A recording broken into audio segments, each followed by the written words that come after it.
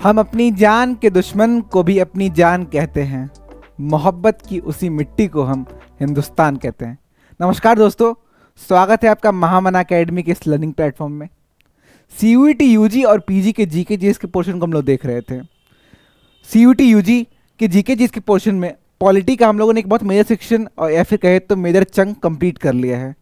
हमने देखा कॉन्स्टिट्यूशन कैसे बना, उसके इंपॉर्टेंट आर्टिकल्स, उसके इंपॉर्टेंट अमेंडमेंट्स, जितने भी इंपॉर्टेंट एग्जीक्यूटिव होते हैं, प्राइम मिनिस्टर, प्रेसिडेंट, उनके आर्टिकल्स, उनके फीचर्स, सब कुछ देख लिया अभी हम लोग। अब हम लोग चल रहे हैं, क्योंकि हम लोगों ने लेजिस्लेचर देख लिया है, एग्जीक्यूटिव देख लिया है, तो अब हम लोग बात करेंगे जुडिशरी की कि क्या जुडिशल, कैसे हमारे देश में जुडिशरी की जरूरत पड़ी, इंडिपेंडेंस ऑफ जुडिशरी क्या है, कॉन्स्टिट्यूशन जुडिशरी को क्या क्या राइट्स देती है, उन चीज़ों को हम लोग देखेंगे। दोस्तों, एक टर्म मैं आपको बताना चाहूँगा। पहले एक बात बता दो, क्योंकि बहुत लोग एक मिथ्या में रहते हैं, फिर भ्रम में रहते हैं। Judiciary is not about justice, it is about law. Judiciary justice के बराबर नहीं होता है। Judiciary is about working upon laws. Justice is a myth.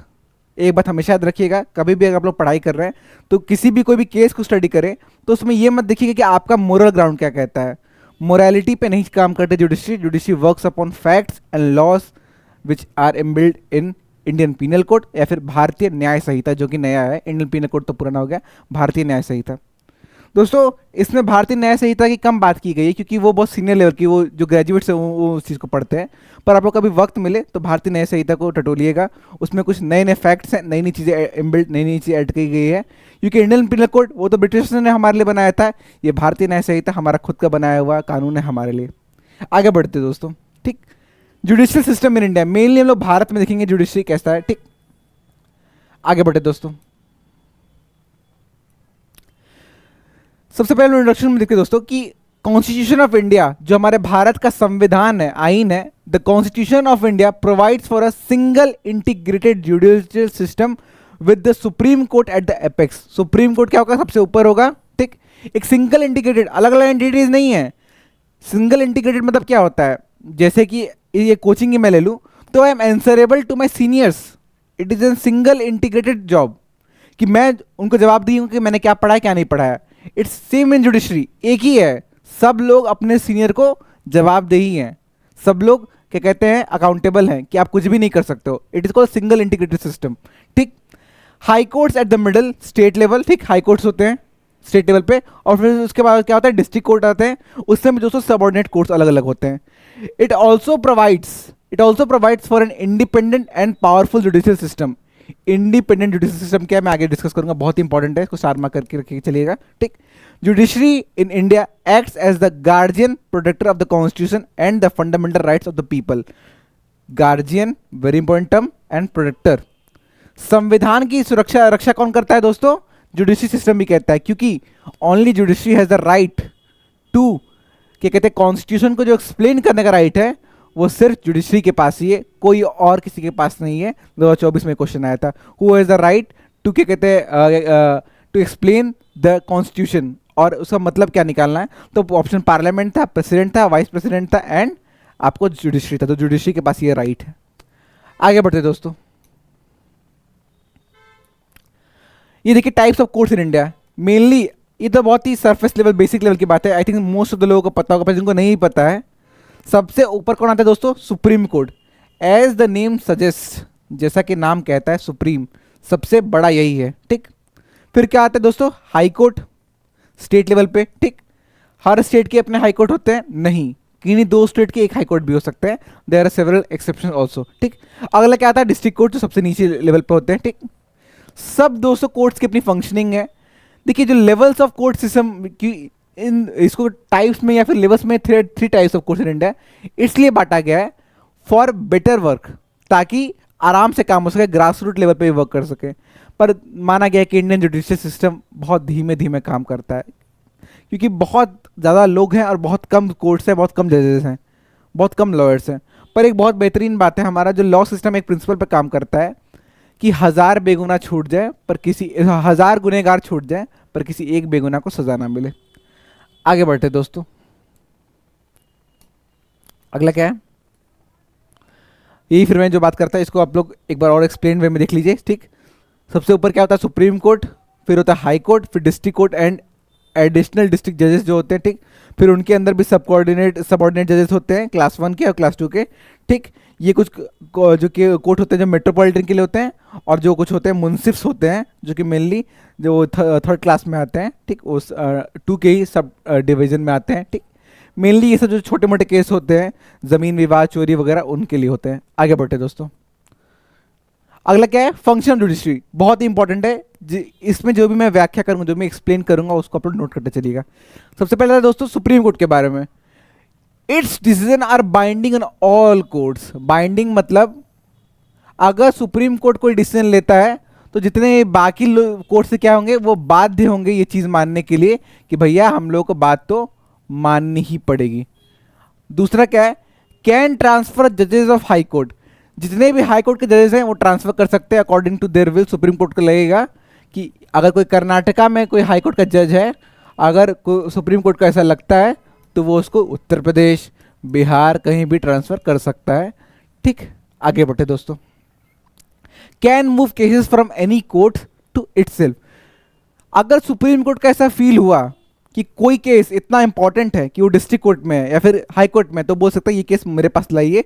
क्योंकि देखिए दोस्तों, कुछ केसेस ऐसे होते हैं जो सोसाइटी को बहुत ज़्यादा इम्पैक्ट करते हैं। जैसे आरजीकर मेडिकल कॉलेज वाला जो इंसिडेंस हुआ था, उसको सुप्रीम कोर्ट ने तुरंत उस केस को बुलाया। निर्भया केस हुआ था, उस केस को तुरंत सुप्रीम कोर्ट अपने पास लेकर आई है, अपने से मांग के लेकर आती है। किसी को याचिका या फिर याचना करने की या फिर डिमांड करने की जरूरत भी नहीं पड़ी, सुप्रीम कोर्ट खुद से बुला लेता है ऐसे केसेस को, क्योंकि ये केस बहुत इंपॉर्टेंट होता है सोसाइटी के लिए, ठीक। Can transfer cases from one high court to another. जब भी सुप्रीम कोर्ट को ऐसा फील हुआ कि मान लीजिए कहीं क्या, मान लीजिए यूपी के जो जज हैं वो बायस हो सकते हैं इसमें, ठीक।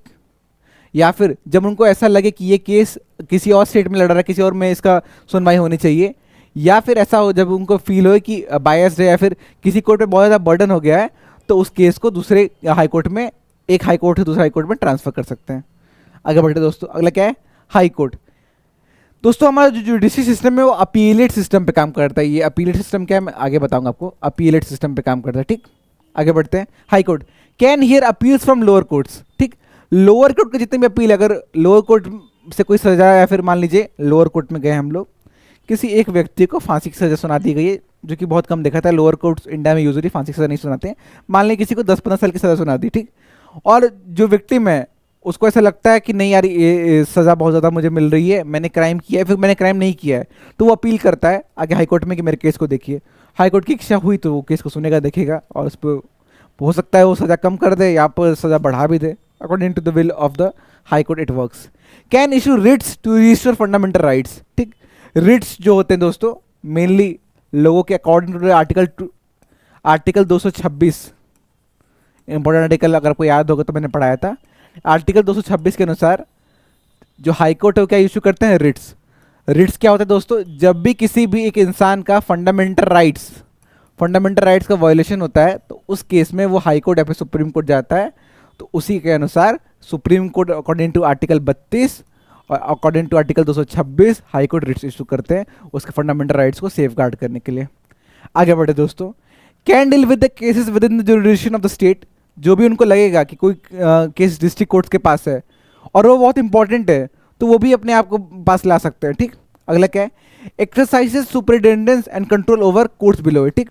निचले कोर्ट्स को भी देखता है, क्योंकि दोस्तों जो लोकल कोर्ट्स हो है वो मान लीजिए बायस भी हो सकते हैं। बायस कैसे हो सकते हैं, कोई भी लोकल प्रेशर में, मान लीजिए ये कोई ऐसे छोटा सा रामपुर एरिया है, या फिर कोई भी मान लीजिए मेरे पास का एक एरिया चंदौली XYZ उसको नाम मान लीजिए, वहाँ पे मान लीजिए दोस्तों कि कोई एक क्या कहते हैं कोई चोरी वोरी डकैत का या फिर कोई मर्डर केस हुआ, और जो जज है वो किसी के प्रेशर में आके, उसे प्रेशर बना के कोई डिसीजन लिया जा रहा है कि उसे मारने की धमकी दे दी, तो उसके लिए हाईकोर्ट रहता है। अगर हाईकोर्ट का ऐसा फील हुआ कि कोई बायस है या फिर कोई अपने बेनिफिट के लिए ऐसा कर रहा है, यूजुअली इंडिया में देखा गया कि जितने भी लोअर लेवल ऑफ कोर्ट्स है वो बायस हो जाते हैं या फिर वो बहुत माल प्रैक्टिसेस करते हैं। जैसे कि अगर हाल फिलहाल में एक अतुल शाह का केस हुआ था, उसमें भी यही नोटिस किया गया कि जो वहाँ की जज थी, फीमेल जज थी, वो खुद ब्राइबरी मांग रही थी, खुद बोल रही थी मुझे 5 करोड़ दे दो, मैं केस रफा दफा कर दूंगी। तो इसीलिए हाई कोर्ट्स बनाए गए हैं ताकि वो इन मैटर्स को देख सके और ऐसे केसेस को अपने पास बुला सके और उन कोर्ट्स के ऊपर नज़र रख सके कि कुछ गलत काम तो नहीं कर रहे हैं। अगला क्या है दोस्तों, डिस्ट्रिक्ट कोर्ट्स। दोस्तों डिस्ट्रिक्ट कोर्ट से क्या है, deals with cases arising in the district, जो भी डिस्ट्रिक्ट में छोटे मोटे, मान लीजिए किसी के घर चोरी हुई है, कोई डकैत हुआ है या फिर मर्डर हो गया है, मर्डर तो दो बड़ा केस है पर पहले वो डिस्ट्रिक्ट कोर्ट में जाता है, ठीक। Considers appeals on decision given by, consider appeals on decision given by lower court, ठीक। जो लोअर कोर्ट, जब इनसे भी नीचे से सबऑर्डिनेट कोर्ट्स होते हैं, मान लीजिए कोई डिसीजन लिया है तो उसको भी देखते हैं, ठीक। Decides cases involving serious criminal offences, जो भी डिस्ट्रिक्ट में, मान लीजिए अगर मान लीजिए डिस्ट्रिक्ट एक गांव है, एक गांव है रामपुर, रामपुर एक गांव है, वहाँ दो भाई हैं, ABC और WXZ, ये दोनों भाई हैं, उन दोनों के बीच ज़मीन का विवाद हो गया, तो सीधे हाई कोर्ट नहीं जा सकते, हाई कोर्ट के पास इतना फालतू समय नहीं है कि छोटे मोटे केस देखे, उसके लिए किसको बनाया गया है, सब ऑर्डिनेट कोर्ट्स को, कि ये छोटे मोटे मामले देखें। पर मान लीजिए उन दो भाई के बीच झड़प हो गई, किसी ने कोई ऐसा कर दिया, मर्डर वर्डर कर दिया, तो वो डिस्ट्रिक्ट कोर्ट, जो भी सीरियस किसी डिस्ट्रिक्ट में थे वो, मान लो डिस्ट्रिक्ट कोर्ट ने कोई फैसला लिया, मैं आपको समझा रहा हूँ, डिस्ट्रिक्ट कोर्ट ने कोई फैसला लिया और XYZ उससे खुश नहीं है, तो वो कहाँ अपील करेगा, हाई कोर्ट में, ठीक। फिर वहाँ फैसला लिया गया, इस फैसले से भी वो खुश नहीं है, तो वो कहाँ जाएगा, सुप्रीम कोर्ट में जाएगा। पर यूजली ऐसा देखा जाता है कि अगर हाई कोर्ट कोई फैसला लेता है तो अच्छा फैसला ले लेता है बड़े बड़े केस में, क्योंकि सुप्रीम कोर्ट भी हर केस नहीं लेता है, उतना खाली समय नहीं है। सुप्रीम कोर्ट के जो जजेस होते हैं they are involve in bigger cases, जो बड़े बड़े केसेस होते हैं जो सोसाइटी को चेंज कर सके। जैसे कि जब भी कोई इंपॉर्टेंट केस हो तो सुप्रीम कोर्ट खुद से बुला लेता है। याद करिए जब आरजीकर मेडिकल का केस हुआ था तो सुप्रीम कोर्ट ने खुद से कहा था कि मुझे दे दो। जो भी इंपॉर्टेंट केसेस सुप्रीम कोर्ट को फील होती है खुद के पास लेकर आ जाते हैं। आई थिंक दोस्तों आपको क्लियर हो गया ये सब चीज़। आगे बढ़ते दोस्तों। फिर देखिए सुप्रीम कोर्ट, ये दिल्ली में है, आपको न्यू दिल्ली में सुप्रीम कोर्ट है, ठीक। आगे बढ़े दोस्तों। सुप्रीम कोर्ट का दोस्तों पावर से अब हम लोग उसी को डिटेल में क्या कहते हैं रीड करेंगे। पहला है ओरिजिनल जो पावर होती है उनकी, ठीक। फिर आता है अपीलिएट, फिर आता है रिट्स के जो पावर होते हैं, फिर होता है एडवाइजरी ज्यूरिसडिक्शन। इन सब को हम लोग डिटेल में डील करते हैं। चलिए स्टार्ट करते हैं। सबसे पहले क्या आता है दोस्तों, ओरिजिनल के बारे में। तो एक बार बता दूं दोस्तों, जब भी आपको पता होगा कि हमारा देश एक फेडरल कंट्री है, तो सेंटर और स्टेट, सेंटर और स्टेट दो एंटिटीज हैं, ठीक। मान लीजिए कभी भी कोई विवाद हुआ सेंटर और स्टेट के बीच में, ठीक। मान लीजिए सेंटर और स्टेट के बीच कोई विवाद हुआ तो उसे कौन देखेगा, सुप्रीम कोर्ट देखेगा, ठीक। मान लीजिए स्टेट और स्टेट के बीच कोई विवाद हुआ उसे कौन देखेगा, सुप्रीम कोर्ट। यही बात है जो ओरिजिनल में ही आता है, इसको ध्यान से पढ़िए। Original jurisdiction, the supreme court has the sole power to hear certain cases including dispute between the government of India and one or more states, ठीक। दूसरा क्या है, डिस्प्यूट बिटवीन टू और मोर स्टेट्स। जब भी कोई ऐसा विवाद होगा, जैसे कि आपको अक्सर सुनने में आता होगा कि केरला और क्या कहते हैं तमिलनाडु में विवाद चल रहा होता है नदी को लेके, ठीक। अक्सर दो स्टेट झड़प जाते हैं। आपको ये क्या कहते हैं बहुत सारे बॉर्डर लाइन पर लड़ाई होती रहती है। मेनली जो भी नेचुरल रिसोर्सेज को लेके लड़ाई होती है कि इस नदी पे मेरा इतना हक है, तुम्हारा इतना हक है, उन पे मेन लड़ाई होती है। तो उन्हें कौन देखता है, आपको सुप्रीम कोर्ट देखता है। वेरी इंपॉर्टेंट, ये बहुत इंपॉर्टेंट है, क्वेश्चन भी हर बार आता है कि जब भी ये विवाद होता है तो कौन देखता है, ठीक। फिर आता है अपीलेट ज्यूरिसडिक्शन, जैसे मैंने बताया था कि अपीलेट ज्यूरिसडिक्शन काम करती है हमारे इंडियन जुडिशरी सिस्टम में। इसको देखते हैं। तो supreme court is the highest court of appeal and can hear cases appeal from the lower court. जैसे मैंने आपको बताया था कि जो भी लोअर कोर्ट से केसेस आएंगी ऊपर जाएंगी। हमारे देश में जुडिशरी कैसे जाती है, अपवर्ड जाती है, कि जब भी मान लीजिए कोई डिसीजन लिया और कोई एक नाखुश है तो वो ऊपर अपील कर सकता है, डिस्ट्रिक्ट कोर्ट से हाई कोर्ट, हाई कोर्ट से सुप्रीम कोर्ट। आगे बढ़ते दोस्तों। अगला क्या है, एडवाइजरी ज्यूरिसडिक्शन। ये बहुत इंपॉर्टेंट है। The supreme court can advise the president of India. Very important, 2022 में भी और 24 में भी क्वेश्चन आया था कि प्रेसिडेंट को एडवाइस कौन करता है, ठीक। दो यहाँ क्वेश्चन बनते हैं, प्रेसिडेंट को ऐसे एडवाइस कौन करते हैं, काउंसिल ऑफ मिनिस्टर करते हैं। पर यहाँ इस लाइन को ध्यान से पढ़िएगा। तो supreme court can advise the president of India on matters referred to it by the president. Mainly जब भी कॉन्स्टिट्यूशन या फिर कोई भी डिसीजन मेकिंग की बात होगी, कॉन्स्टिट्यूशन जब भी कोई मैटर होगा तो प्रेसिडेंट किससे एडवाइस लेते हैं, सुप्रीम कोर्ट से। सुप्रीम कोर्ट उनको एडवाइस करती है। पर आर्टिकल 74 भी हमें नहीं बोलना। आर्टिकल 74 क्या था दोस्तों, ये प्रेसिडेंट किससे एडवाइस पे काम करते हैं, वो मेनली जब पार्लियामेंट का कोई काम हो, काउंसिल ऑफ मिनिस्टर से। ये आपको मैंने बताया था, अगर आपको याद होगा तो, काउंसिल ऑफ मिनिस्टर से लेते हैं आर्टिकल 74। दोस्तों पिछली चीज़ें हमें भूलनी नहीं है, उसको बार बार रिवाइज करते रहना है। जितना आप रिवाइज करते रहेंगे उतना आपके लिए बेहतर रहेगा। आगे बढ़े दोस्तों, अगला क्या है, रिट जुरिस्डिक्शन। मैंने आपको बताया था अकॉर्डिंग टू द आर्टिकल 32, अनुच्छेद 32 के अनुसार, और जब भी मैं आर्टिकल 32 कहता हूँ तो मुझे भीमराव अम्बेडकर का वो लाइन याद आता है कि article 32 is the heart and soul of the Indian constitution. इस आर्टिकल का नाम क्या है, right to constitutional remedy. Baba Saheb Ambedkar ने क्या कहा था कि अनुच्छेद 32 जो हमारे संविधान का क्या है, हृदय और आत्मा है। ठीक, क्यों कहा था, क्योंकि इसी के अनुसार सुप्रीम कोर्ट जो है रिट इशू कर सकती है। रिट क्या होता है, जब भी किसी इंसान को ऐसा लगे कि उसके फंडामेंटल राइट्स वॉयलेट हो रहे हैं तो सुप्रीम कोर्ट उसमें आती है, उसके राइट्स को, फंडामेंटल राइट्स को, उसके मौलिक अधिकार का सेफगार्ड या फिर बचाव करती है। तो supreme court can issue writs to enforce fundamental rights such as habeas corpus, mandamus, prohibition, quo warranto and certiorari. ठीक, ये जितने भी है इसको आप लोग याद रखिएगा, सारे नाम अपने कॉपी में लिख लीजिए या फिर स्क्रीनशॉट ले लीजिए। आगे बढ़े दोस्तों, अगला क्या है, curative jurisdiction. The Supreme Court has the power to exercise curative jurisdiction, which was carved by the Supreme Court itself, not by Parliament. The curative jurisdiction of the Supreme Court of India is power to correct its own judgment after they have been become final. ये बहुत important, बहुत letter में आया था कि अगर supreme court खुद ऐसा लगे कि उनका कोई डिसीजन ठीक नहीं है तो वो उसे भी बदल सकते हैं। आगे बढ़ते दोस्तों, it's just like umpire, third umpire जो होते हैं ना, कहते हैं जब रेफरल लेते हैं, उसी की तरह ये है। आगे बढ़ते हैं, सॉरी, आते हैं दोस्तों हाई कोर्ट को देखते हैं। Jurisdiction of the high court, आपको पता होगा कि हर स्टेट सुप्रीम कोर्ट के बाद कौन आता है, हाई कोर्ट आता है। ठीक, every high court enjoys original jurisdiction with respect to revenue and its collection, cases of succession, divorce etcetera. ठीक, हर हाई कोर्ट जो है उसकी ओरिजिनल जुरिडिक्शन होती है किस पे, रेवेन्यू के मामले में। ठीक, और जो भी कलेक्शन होता है उसके मामले में, और सक्सेशन और डाइवोर्स। सक्सेशन क्या होता है दोस्तों, कि मान लीजिए कोई एक लड़का, पिता है, उनके लड़का को जब कुछ दिया जाए तो सक्सेशन कहता है। ठीक, अगला क्या है, in this appellate jurisdiction it hears appeals from the lower courts in cases concerning sales tax. Very important, mainly किस केस को देखते हैं, sales tax, income tax, copyright, patent right. ठीक, the high court is a court of record and its proceedings and decisions are referred to in the future cases। ठीक, जो भी high court के जो दोस्तों क्या कहते हैं जजमेंट्स होते हैं, सुप्रीम कोर्ट के जजमेंट्स हैं, वो लोग यूज़ करते हैं जब भी कोई केसेस चल रहे होते हैं।